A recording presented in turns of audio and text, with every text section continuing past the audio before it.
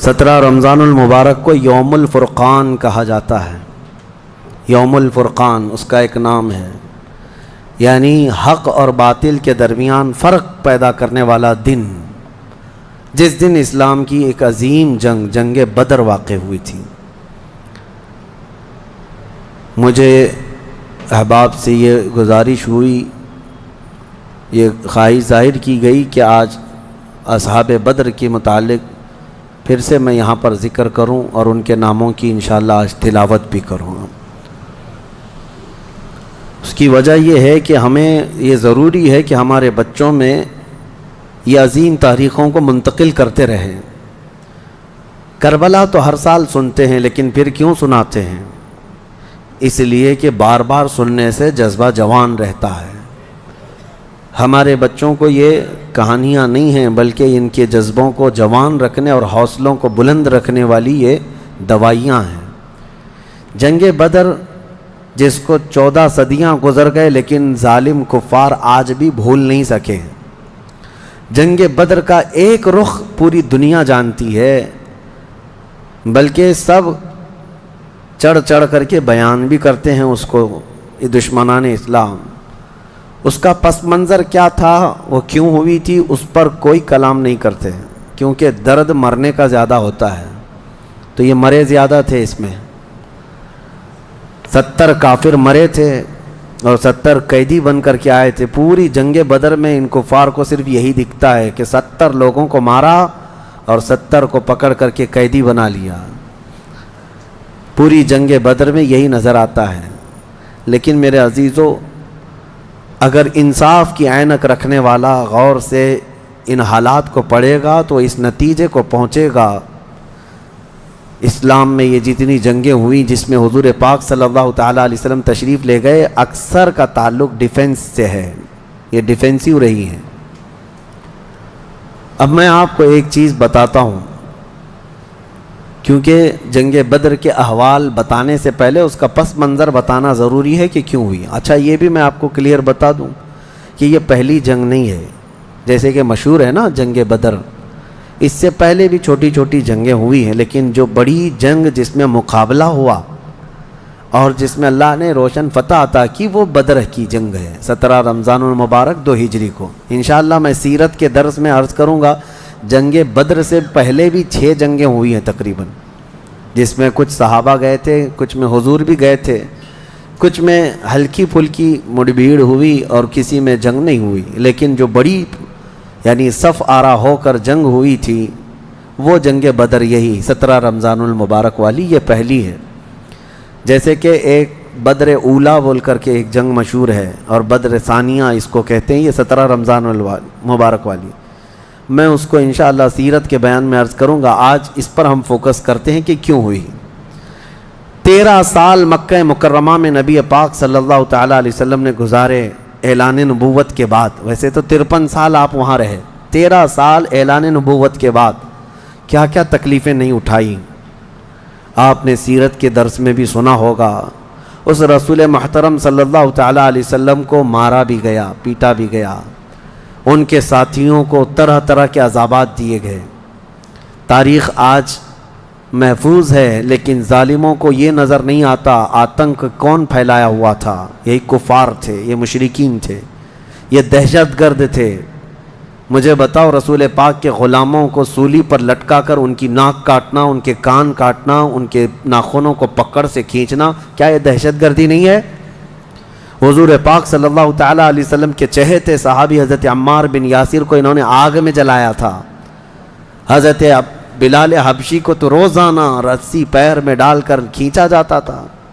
حضرت عامر بن فہیرہ، حضرت ابو فقیہہ، حضرت خباب ابن الارت، حضرت خبیب ابن عدی، حضرت سیدہ سمیہ، ان کو تو گھوڑے کے پیروں میں باندھ کر کے شہید کر دیا گیا تھا۔ کیسے طرح طرح کے عذابات دیے تھے کفار مکہ نے، ایک دو نہیں ہے، ظلم کی ایک لمبی داستان ہے۔ اور پھر پلس اس پر نبی پاک صلی اللہ علیہ وسلم کو ان کے خاندان سمیت سوشل بائیکاٹ کر کے رکھنا۔ حضور نے 3 سال تک 2 پہاڑیوں کے بیچ کے درے میں گزارے ہیں، اور ایسے کہ پورے مکہ والے پہرا لگا کر بیٹھتے تھے 24 گھنٹے تک نگرانی، کہ کوئی جا نہ پائے حضور تک، ان کے خاندان تک۔ उन दिनों में नबी पाक सल्लल्लाहु अलैहि वसल्लम पत्ते खाते रहे और चमड़ों को उबाल करके पानी में वो खाते रहे। 3 साल गुजरे हैं। जबकि मुशरिकीन मक्का में से ही कुछ अहले खिरत जो थे उन्हें रहम आ गया इन मामलात को, और उन्होंने ये मुआहिदा तोड़ा। वो आकर के, कोई दूसरे नहीं, सहाबा ने नहीं, जो काफिर थे उन्हीं में से 10-12 लोग, उन्होंने देखा इतनी तकलीफ ये हम में ही से तो है, और वो भी कुरैश ख़ानदान जो हम में से सबसे मुअज़्ज़ज़ ख़ानदान है, उसका ऐसा बायकाट करना कि उन तक एक चावल का दाना ना पहुँचे। ये कैसी मुसीबतें डालकर रखी गई अपने भाइयों पर। मुशरिकीन ने खुद ये तोड़ा था मुआहिदा, और फिर इनको हर तरह के सहूलियात मुहैया कर दी थी हुजूर के ख़ानदान को। ये तकलीफ़ें 70 सहाबा मक्का छोड़ करके हबशा जा चुके थे हिजरत करके। मामूली बात है, आपके मोहल्ले से 4 लोग जाएं, क्या हालात होते। ये आज जालिम कुत्ते जो है घरों के ऊपर दरवाज़ों पर ज़बरदस्ती का बोर्ड लगा करके पलायन करते रहते हैं, हाँ, कि यहाँ से मोहल्ला खाली हो रहा है मुसलमानों की वजह से, एक हिंदू घर यहाँ से शिफ्ट हो रहा है, हिजरत कर रहे हैं, माइग्रेट कर रहे हैं। ये नाटक है, कोई चीज़ नहीं। कभी तुमने तारीख़ ये बताई कि 70 सहाबा जो अपना घर बार सब छोड़कर, जिसमें ख़ुद रसूलुल्लाह की बेटी भी है, हज़रत रुक़ैया और हज़रत उस्मान गनी, दोनों हुजूर के दामाद भी, हुजूर की बेटी भी हैं, ये हबशा चले गए थे हिजरत करके। हुजूर सल्लल्लाहु अलैहि वसल्लम के ख़ानदान के कितने लोग, हज़रत जाफ़र तैयार मौला अली करमल्लाहु वजहुल करीम के सगे भाई हैं। हुजूर पाक सल्लल्लाहु अलैहि वसल्लम के ख़ानदान के कितने लोग निकल के जा चुके थे हबशा में, एथियोपिया। अस्सलामु अलैकुम वरहमतुल्लाहि वबरकातुहू। मेरे प्यारे भाई और बहनों, आज हम रमज़ान के एक बहुत अजीम और तारीख़ी दिन का जिक्र करने जा रहे हैं। ये दिन है 17 रमज़ान, यानी जिस दिन इस्लाम की तारीख़ की सबसे पहली और सबसे अजीम जंग हुई थी। इस जंग को गज़वाए बदर कहते हैं। ये सिर्फ एक जंग नहीं थी मेरे भाइयों, बल्कि इस्लाम और कुफ्र के दरमियान पहला बड़ा मुकाबला था। जंगे बदर में बद्र क्या है? बद्र मदीना का करीब एक मकाम का नाम है, जहाँ एक कुआं था और लोग वहाँ पानी लेने आते थे। इसी जगह पर 17 रमज़ान 2 हिजरी को वो तारीख़ी जंग हुई जिसे आज हम गज़वाए बदर के नाम से जानते हैं। उस वक्त मुसलमान बहुत कमज़ोर थे। मुसलमानों की तादाद सिर्फ 313 थी। मुशरिकीन की तादाद लगभग 1000 थी। मुसलमानों के पास सिर्फ 2 घोड़े थे और लगभग 70 ऊँट थे। हथियार भी बहुत कम थे, लेकिन उनके पास एक चीज़ थी जो दुनिया की सबसे बड़ी ताकत है, वो है उनके दिलों में ईमान और अल्लाह पर यकीन। जब जंग का वक्त करीब आया तो रसूलुल्लाह सल्लल्लाहु अलैहि वसल्लम ने अल्लाह के सामने हाथ उठाकर दुआ की। आप सल्लल्लाहु अलैहि वसल्लम इतनी शिद्दत से दुआ कर रहे थे कि आपकी चादर मुबारक कंधों से गिर गई। आप सल्लल्लाहु अलैहि वसल्लम दुआ कर रहे थे, या अल्लाह, अगर आज ये छोटी सी जमात हलाक हो गई तो फिर ज़मीन पर तेरा नाम लेने वाला कोई नहीं रहेगा। ये देख कर हज़रत अबू बकर सिद्दीक़ रज़ी अल्लाह ताला अन्हु ने अर्ज़ किया, या रसूल अल्लाह, बस कीजिए, अल्लाह ज़रूर आपका वादा पूरा करेगा। फिर उसके बाद अल्लाह की मदद नाजिल हुई। कुरान में अल्लाह फरमाता है, और बेशक अल्लाह ने तुम्हारी मदद बद्र के मैदान में की जब तुम कमज़ोर थे। और एक और जगह फरमाया, मैं तुम्हारी मदद के लिए हज़ारों फरिश्तों भेज रहा हूँ। रिवायत में आता है मेरे भाइयों कि फरिश्ते सफ़ेद लिबास में आए और मुसलमानों की मदद की। सहाबाए कराम का जज्बा भी लाजवाब था मेरे भाइयों।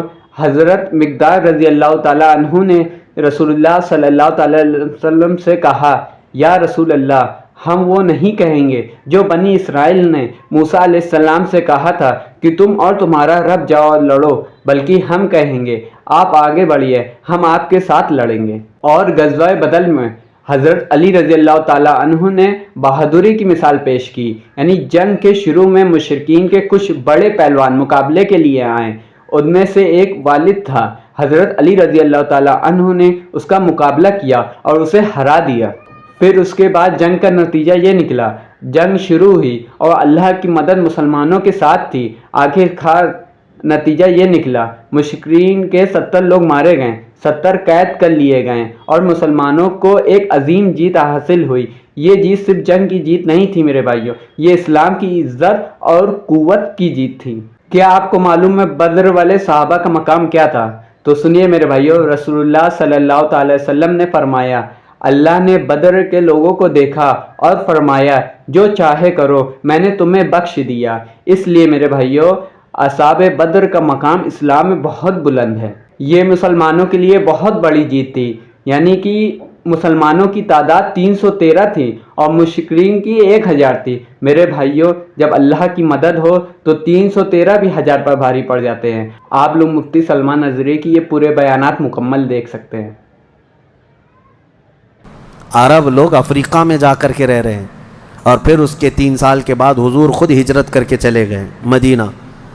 تو حضور ہجرت کر کے گئے تو کیا اکیلے گئے؟ 1 سال نہیں گزرا تھا کہ مکہ میں جتنے مسلمان تھے سب کے سب ہجرت کر کے مدینے چلے گئے۔ مکہ والوں کو سکون سے رہنا چاہیے نا، بات ہو گئی نا۔ میں آپ کو بتا دوں کفار و مشرکین کبھی کسی بات سے راضی نہیں ہوتے، اور نہ کبھی یہ سکون، ذہنی سکون ان کو نہیں حاصل ہو سکتا۔ تم اگر کوئی محلہ چھوڑ کر کے بھی چلے گئے تو تمہارے سے دشمنی ان کی کم نہیں ہوتی۔ جو دشمن ہے وہ دور بیٹھ کر کے ہی جلتا رہتا ہے کہ وہاں سکھ سے کیوں رہ رہے ہیں یہ لوگ، یہاں سکون سے کیوں رہ رہے ہیں لوگ۔ مدینے جب رسول پاک اور ان کے صحابہ گئے تو مکہ والوں کو تو جو معاملہ تھا ختم ہو گیا، جن سے تمہاری روزانہ لڑائی ہوتی تھی وہ جا چکے، نہ ان کے صحابہ ہیں نہ وہ رسول پاک وہاں پر ہیں۔ نہیں، اس کے باوجود ان کفار مکہ نے کیا کرنا شروع کیا؟ 10 لوگ 15 لوگ 20 لوگ کبھی جتھا بنا کر کے مدینے تک جاتے تھے، رات کے وقت وہاں کے مسلمانوں کے باغیچے کھجوروں کے جلا کے آ جاتے، اور کبھی اگر 2-4 صحابہ مسلمان باہر نظر آتے تو ان کو پکڑ کر پیٹتے تھے، مارتے تھے۔ کہاں پر؟ مدینے میں جا کر۔ جب اس قدر ظلم بڑھ گیا تب میں آپ کو بتاؤں 13 سال کے بعد اللہ نے جہاد کا حکم نازل فرمایا۔ اے محبوب کھڑے ہو جائیں اور جو آپ سے لڑ رہے ہیں ان سے مقابلہ فرمائیں۔ 13 سال تک تو کبھی لڑنے کا حکم نہیں آیا۔ ماشاء اللہ، آپ نے مفتی سلمان نظری کی یہ پورے بیانات مکمل دیکھ لیے ہیں۔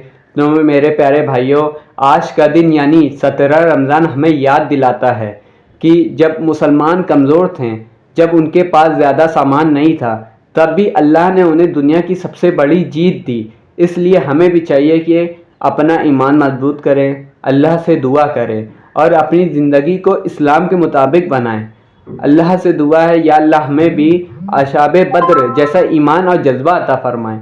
امید کرتے ہیں آپ لوگوں کو ویڈیو پسند آئی ہوگی۔ اگر ویڈیو پسند آئی ہو تو ویڈیو کو لائک کر دیں اور چینل کو سبسکرائب کر دیں۔ تو ملتے ہیں اگلی ویڈیو میں۔ السلام علیکم ورحمۃ اللہ وبرکاتہ۔